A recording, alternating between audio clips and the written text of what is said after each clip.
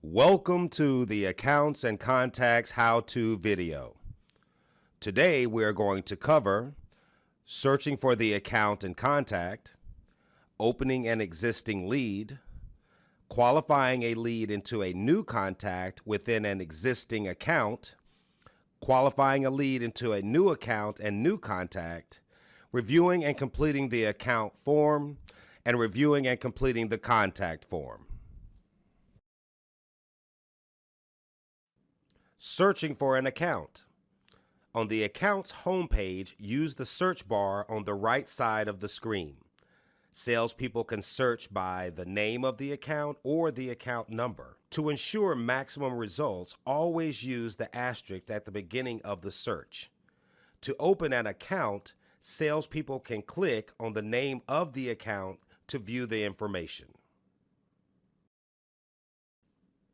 Searching for a contact. On the contact's home page, use the search bar on the right side of the screen. Salespeople can search by the name of the account to see all contacts related to an account or by the contact name. To ensure maximum results, always use the asterisk at the beginning of the search.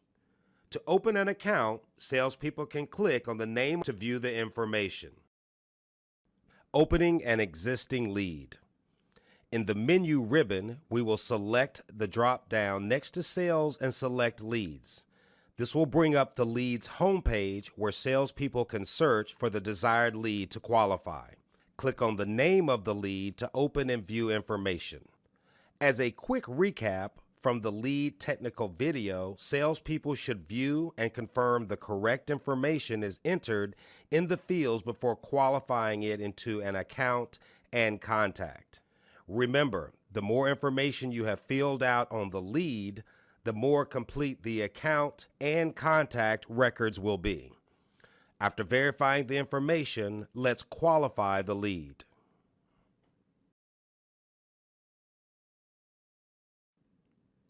Qualifying a lead into a new contact within an existing account.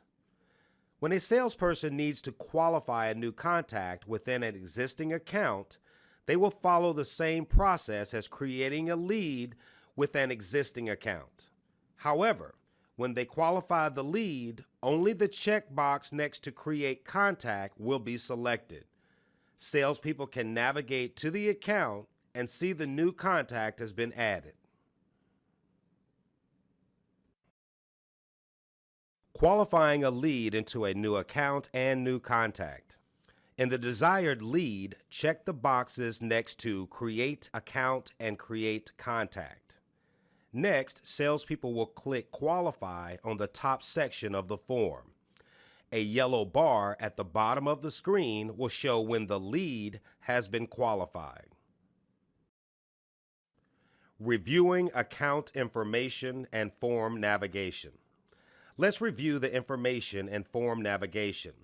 The account form is separated into 10 sections: General Information, Account Directive, Account Relationships, Contact Relationships, Rate Profile, Travel Agent Commission and Booking Information, Direct Bill, Account Goals, Insights, and Marketing Details. Salespeople can use the Form Navigator in the upper left-hand side of the screen to navigate to different sections of the form. The two form sections that must be filled out in order to save the account record are Account Information and Account Directive. Let's walk through an example. Note that in order to access and enter information into contacts, team selling participants, and the related information area, the account record must first be saved. Some key fields to keep in mind are Parent Account. If the account being created is a subsidiary or a child company to another existing account, salespeople can enter the existing parent account name here. Local demand generator. If the account is strictly a local demand generator, the salesperson should send an email request to cyrus@esa.com to have an administrator check this box. Mole is how many travelers, how often, when, and how long. Account relationship allows us to see other types of relationships among accounts, including travel agencies, third parties, contractors, subcontractors, and direct bill locations. Team selling participants. If an account is part of an ongoing team selling effort, salespeople can enter the names of other salespeople working the account. Child accounts. If the account being created has existing child accounts in Cyrus, they can be linked in this subgrid. If an account is added to this list, the salesperson will also need to go to the child account and link it to the parent account. Sibling accounts. If the account being created shares the same parent as another existing account, the salesperson can enter the company name here. This will need to be done for each account.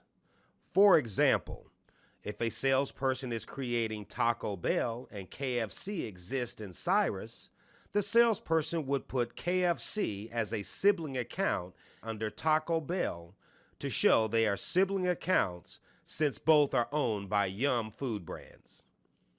Account directive.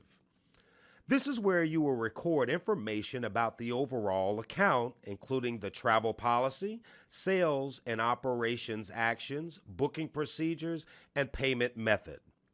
This section allows others to quickly see a summary of the key points they would need to know about the account. Account relationships. If the account utilizes a third-party company or is related to another account outside of the parent-child and sibling relationships, salespeople can link the accounts in this section. The type of account relationship will show up next to the account in this section, for example, if it is a contractor or third-party booker. Contact relationships.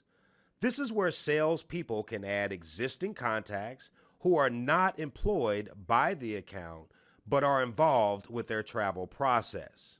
In addition to adding the contact to the account, the salesperson must also add the account to the contact under the account relationship section on the contact form. Rate profile. This is where salespeople can see the active Pegasus rates for the account. TAC and booking information. If the account has any special travel agent commission arrangements, they must be thoroughly documented in this section. This section also has checkboxes which provide more information about how the company books their travel and what type of pricing they have. Direct bill. This section is used by accounts receivable to keep track of direct bill information for national and centralized direct bill accounts. Account goals. For all national accounts with goals, salespeople will be able to see the current quarter revenue goals. Insights. This is similar to LexisNexis. If the account name is found in InsideView's database, it will show information on the company including news, data, people, and buzz. The activities for the account and contacts will show up on the right-hand side of the form under the General section. Remember, salespeople should only enter activities at the contact level. Now let's move on to contacts under the General section of the account record. This section is for salespeople to view contacts who are directly employed by the account.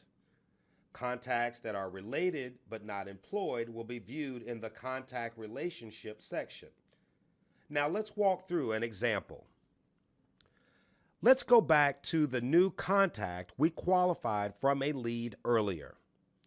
By clicking on the contact name, we can finish entering the information for the contact. The key fields to note are full name. This will be used for all personalized B2B communications. Nickname.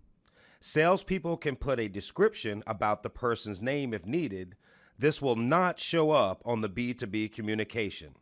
Job title. Buyer type.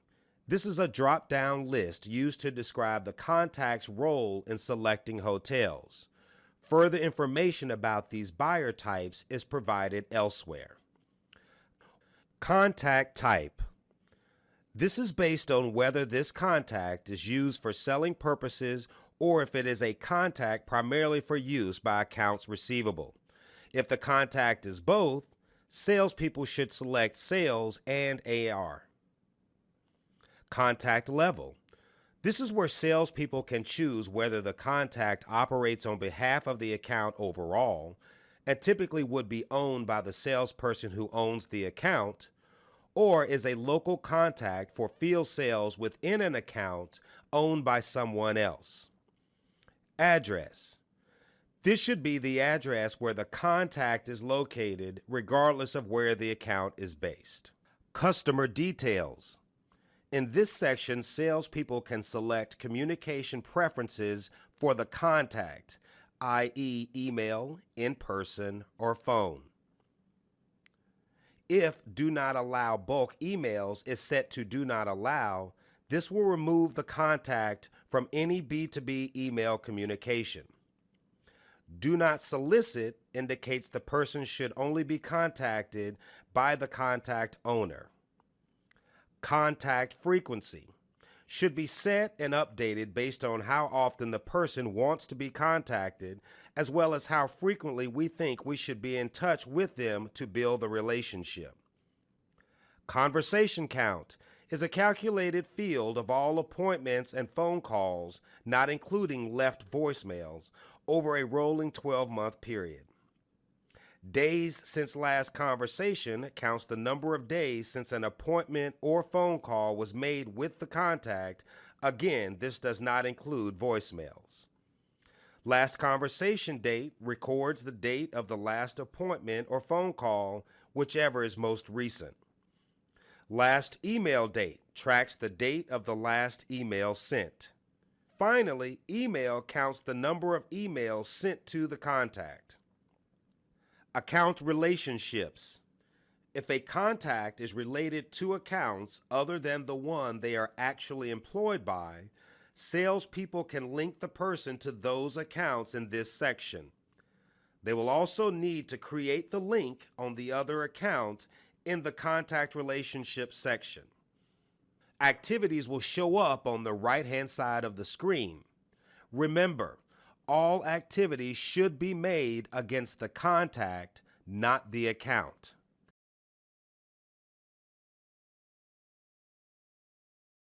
Thank you for watching the Accounts and Contacts How-To video, and happy selling.